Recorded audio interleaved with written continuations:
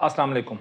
सबसे पहले डिस्क्लेमर कि जो मैं वीडियो बना रहा हूँ ये सिर्फ शॉर्ट टर्म ट्रेड करने वाले या जो मीडियम टर्म ट्रेड करते हैं या स्टॉप लॉस के साथ काम करते हैं, सिर्फ वो लोग इस वीडियो को फॉलो करेंगे। दूसरी बात कि मैंने एक लॉन्ग टर्म की मैंने 2 दिन पहले एक वीडियो डाली है लॉन्ग टर्म वाले चैनल के ऊपर। बहुत कम लोगों ने वो वीडियो देखी है, तो वो वीडियो बहुत इंपॉर्टेंट है। क्यों कि उसमें हमने एक स्ट्रेटजी रिवील की है। उस स्ट्रेटजी को हम आगे लेके चलेंगे, तो वो वीडियो आपके लिए देखना बहुत ज़रूरी है। अच्छा, इसके अलावा market summary 496 point plus market close हुई है। और अगर मैं रेंज की बात करूं तो 1339 पॉइंट प्लस गई थी मैक्सिमम, और 91 पॉइंट माइनस भी हुई है एक वक्त में। और 216 मिलियन का काम हुआ है। लास्ट डे 285 मिलियन का काम हुआ था KSE 100 इंडेक्स में। आज 216 मिलियन का काम हुआ है। और जो वैल्यू की बात करें तो लास्ट डे 17 बिलियन का काम हुआ है और आज 18 बिलियन का काम हुआ है। तो बस ठीक है, कल जैसे हालात हैं, कोई बहुत ज़्यादा क्या कहते हैं उसको, डिमांड नहीं नज़र आ रही मार्केट के अंदर। अच्छा, सेक्टर्स की बात करें तो कमर्शियल बैंक्स की वजह से आज 250 पॉइंट प्लस हुए हैं और ऑयल एंड गैस की वजह से 250 पॉइंट प्लस हुए हैं। इसके अलावा तमाम जो सेक्टर्स हैं वो खामोश रहे। अच्छा जी, कंपनीज़ की बात करें तो मारी पहले नंबर पे है, आज इसने पॉजिटिव कंट्रीब्यूट किया है। UBL, Meezan bank, PPL, national bank. और जिन्होंने नेगेटिव कंट्रीब्यूट किया उनमें फौजी फर्टिलाइज़र, HBL, PSEL और एंग्रो एच। अच्छा जी, इसके बाद हम रिपोर्ट की तरफ चलते हैं सीधा जी। रिपोर्ट क्या कह रही है? रिपोर्ट कह रही है जी कि रिपोर्ट है जी, कैटेगरी A+ में कोई स्टॉक नहीं है। कैटेगरी A में अटक refinery, national bank, PIA, SCLA, Atlas Honda और CEPB, ये स्टॉक्स हैं। अच्छा, इसके अलावा क्लियर अपवर्ड में Atlas Honda, CEPB, PIA, SCLA, national bank, waves app और PSX, ये स्टॉक्स रह गए हैं सिर्फ। और FNEL पहले नंबर पे है वॉल्यूम वाइज। ये रिपोर्ट बहुत इंपॉर्टेंट है, और ये रिपोर्ट अगर आप देख रहे होते हैं ना तो आपसे पेस मिस ना होता। पेस, ये नोट कर लें, पेस। अभी फिलहाल आपने इसमें पेस में काम नहीं करना, बट अगर आप ये वॉल्यूम वाली अगर आप इसको देख रहे होते ना तो आप पेस मिस ना करते। क्योंकि मैं 101 कंपनीज में करता हूँ, एनालिसिस करता हूँ, तो उसमें पेस नहीं है, तो मैं पेस को भी डाल दूंगा।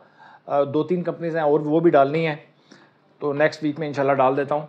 तो FNEL पहले नंबर पे, BML दूसरे नंबर पे, पेस तीसरे नंबर पे, हैस्कोल चौथे नंबर पे, K इलेक्ट्रिक 5वें नंबर पे, बैंक ऑफ पंजाब 6ठे नंबर पे, WTL 7वें, PIBTL 8वें, वेव्स 9वें नंबर पे, PTC 10वें नंबर पे और CEPB 11वें नंबर पे।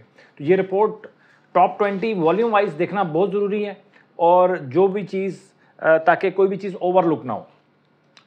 अच्छा जी, अलर्ट कैंडल नेशनल बैंक की कह सकते हैं। इसके मैं चार्ट पे चला जाता हूँ नेशनल बैंक के। तो नेशनल बैंक का जो चार्ट है वो क्या कह रहा है? नेशनल बैंक का चार्ट है इसकी जो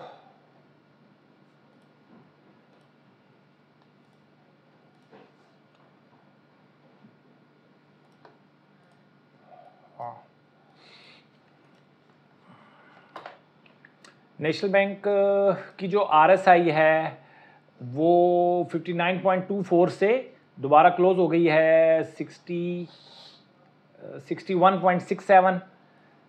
एक आध दिन और इंतज़ार कर लें तो ज़्यादा बेहतर है कि अगर 61.67 से ऊपर अगर RSI क्लोज होती है तो फिर आप इसमें बाइंग कीजिएगा। वो इसलिए कि 55 की RSI तोड़ के ऊपर नहीं आया, तो सिर्फ इसने जस्ट टच किया है 60 की RSI, तो आप इसको 2 कैंडल्स आप इसको देंगे अगर आपने इसके अंदर नेशनल बैंक के अंदर बाइंग करनी है तो। ठीक है जी। इसके अलावा मेरे पास क्या है? हाँ जी, मैंने कल आपको कहा था कि कल हमारे पास आज DOD माइनस में कितने स्टॉक्स हैं? 66 हैं। मैंने आपको कहा 2 दफ़ा 80 के करीब जब जाता है ना स्टॉक, 80 से ऊपर जब जाते हैं, तो उसके बाद कल कितने थे? कल थे हमारे पास, कल थे 74। हाँ, 70 और 80 के दरमियान जब DOD माइनस में स्टॉक्स हो जाते हैं 101 में से, तो उसके बाद कहीं ना कहीं करेक्शन आ जाती है मार्केट के अंदर। हाँ, आज भी अगर मार्केट माइनस होती तो मार्केट ज़्यादा ख़राब हो सकती थी। कल भी मैंने आपको बताया था। अच्छा जी, इसके बाद हम वेव्स को, अब हम कुछ चार्ट डिस्कस करते हैं, कुछ खास है नहीं मार्केट के अंदर, अभी हम वेव्स को डिस्कस करते हैं जी। वेव्स और वेव्स ऐप 2 दिन से कंसेक्यूटिव गिर रहे हैं, तो स्टॉप लॉस तो इनका हिट हो गया होगा। अगर आपने कहीं ऊपर के रेट्स पे लिया है तो स्टॉप लॉस के साथ जाना पड़ेगा। आजकल की मार्केट ऐसी है सर कि इसमें आपको स्टॉप लॉस के साथ जाना पड़ेगा। जो लोग स्टॉप लॉस के साथ नहीं काम करते वो थोड़ा सा ख़तरा उनके लिए हो सकता है। अच्छा, वेव्स की मैं बात करूं अगर ना, तो वेव्स में भी आपने इंतज़ार करना है। आवरली टाइम फ्रेम पे ये काबू में आ गया है। अगर आपने अब एंट्री लेनी है तो आवरली टाइम फ्रेम पे लेंगे, अभी डेली में ये कंट्रोल में नहीं आया। इसी तरह अगर मैं वेव्स ऐप की बात करूं तो वेव्स ऐप भी जो है वो डेली टाइम फ्रेम पे आज टूटा है थोड़ा सा, लेकिन आवरली टाइम फ्रेम पे देखें तो ये हमारे काबू में आ चुका है। अगर आप एंट्री लेंगे वेव्स ऐप में तो फिर आवरली टाइम फ्रेम पे लेंगे, ठीक है। और इसके बाद पेस है जी। पेस मैंने आपको बताया ना कि आपने अगर जो वॉल्यूम वाली रिपोर्ट है ना, इसको आपने ओवरलुक नहीं करना किसी भी तौर पे, किसी भी सूरत में, ठीक है। तो डेली टाइम फ्रेम पे वेव्स ऐप जो पेस है ये बहुत तेज़ है। हाँ, आवरली में इसने मौका दिया है, काफ़ी दफ़ा इसने मौका दिया है आवरली में। और आवरली में अगर देखा जाए तो इसने काफ़ी दफ़ा मौका दिया है, एक दफ़ा मौका नहीं दिया, बहुत दफ़ा मौका दिया है इसने। 26 रुपये 32 पैसे में मौका दिया, फिर इसने 28 रुपये 39 पैसे में मौका दिया। इससे पीछे चले जाएं तो 23 रुपये में मौका दिया इसने। इससे पीछे चले जाएं तो 20 रुपये में मौका दिया इसने। इससे पीछे चले जाएं तो आपको 15 रुपये में मौका दिया। तो मौके इसने बहुत दिए हैं इस पूरे जर्नी में। आवरली टाइम फ्रेम पे इसने मौका बहुत दिया, डेली टाइम फ्रेम पे मौका नहीं दिया। तो मैं बार बार कहता हूँ आपको कि डेली टाइम फ्रेम के साथ आवरली टाइम फ्रेम को इस्तेमाल करना सीख ले। सीखना तो पड़ेगा सर। देखें, अगर आप शॉर्ट टर्म ट्रेड करना चाहते हैं और मीडियम टर्म ट्रेड करना चाहते हैं तो चार्ट को देखना थोड़ा सा सीखना पड़ेगा। और सीखने के लिए आपको इसी वीडियो के डिस्क्रिप्शन में 4 वीडियोस मिल जाएंगी आपको, उससे आपको चार्ट लगाना आ जाएगा। चार्ट की जो मूविंग एवरेजेस हैं इसको कैसे लगाना है, आरएसआई कैसे लगाना है, अलर्ट कैंडल क्या होती है, ये सारी चीज़ें आपको पता चल जाएंगी। बहुत कम टाइम में आप सीख सकते हैं और ये आपके लिए सारे के सारे मसले आपके लिए हल हो सकते हैं, ठीक है। इसके बाद हम पीटीसी की बात करें तो पीटीसी भी डाउनवर्ड ट्रेंड में है और 45 की मूविंग एवरेज नहीं तोड़ी, इसलिए मैं इसको डाउनवर्ड ट्रेंड नहीं बोलूँगा अभी। और हाँ, लेकिन आरएसआई जो है काबू में है, तो अभी आप इसमें एंट्री ले सकते हैं अगर आरएसआई 60 से ऊपर क्लोज होता है तो, ठीक है। इसके बाद है जी bank of Punjab. Bank of Punjab वाले भी थोड़ा सा सब्र करेंगे, अभी आपने एंट्री नहीं लेनी और 60 से ऊपर जाएगा तभी आपने आरएसआई लेना, ठीक है। अच्छा, अभी मैंने लिखा था इसके ऊपर थंबनेल के ऊपर कि मार्केट के ट्रैप से बचें। देखें, 2 किस्म के इन्वेस्टर होते हैं स्टॉक मार्केट में जो शॉर्ट टर्म ट्रेड करते हैं। एक होते हैं जो मार्केट नीचे जाती है तो उसको वो अपॉर्चुनिटी समझते हैं और वो कहते हैं यार सस्ता मिल रहा है ले लो। ये भी एक किस्म का मार्केट का ट्रैप होता है कि नीचे जाती है मार्केट, आपको फैसिनेट करती है, उससे फिर और नीचे चली जाती है। एक और किस्म के इन्वेस्टर होते हैं जो मार्केट ज़रा सा जैसे ऊपर गई ना, आज 500 पॉइंट प्लस हुए या उस दिन 5000 पॉइंट प्लस हुए थे, तो उन्होंने बाइंग कर ली ऊपर के लेवल पे जाके। उनको ऊपर के लेवल के जो रेट्स होते हैं उनको वो फैसिनेट करते हैं। जैसी मार्केट ऊपर जाती है उनको लगता है कि अब मार्केट ठीक होगी, अब मार्केट अब बेहतर, अब ये जो है ना मार्केट परफॉर्म करेगी, वो बाइंग कर लेते हैं। वो बाइंग करते हैं, फिर मार्केट नीचे आ जाती है। तो ये मार्केट के ट्रैप्स होते हैं। अब आपको कई दफ़ा मार्केट नीचे जाके ट्रैप करेगी, कई दफ़ा ऊपर जाके ट्रैप करेगी। अब आपको ट्रैप से कैसे बचना है, वो आपकी है स्ट्रेटजी आप फॉलो करें, आप मार्केट के ट्रैप से बच जाएंगे। इसके बाद जो दूसरा मैंने लिखा था कि एवरेज कैसे करें, ये 2 क्वेश्चंस बहुत इंपॉर्टेंट हैं। ये 2 मैटर्स बहुत ज़्यादा इंपॉर्टेंट है, इनको आपको देखना पड़ेगा। एवरेज कैसे करनी है, देखें। अब जैसे के इलेक्ट्रिक है, मैं के इलेक्ट्रिक की मिसाल लेता हूँ। आपने कहीं 7-8 रुपये का कहीं बाय किया हुआ है, ठीक है। अब आपने 5 रुपये 30 पैसे हो गया, तो अगर आप रेट के हिसाब से देखेंगे तो आपको लगता है कि यार ये बहुत नीचे आ चुका है, तो अब मैं इसको ले लूँ, बाय कर लूँ या एवरेज कर लूँ।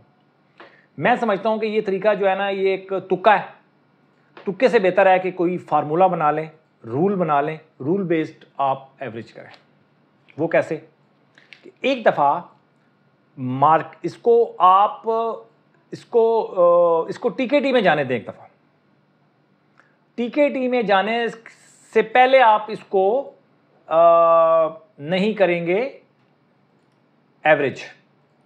टीकेटी में जाने दें एक दफ़ा, सही है, टीकेटी में एक दफ़ा जाने दें।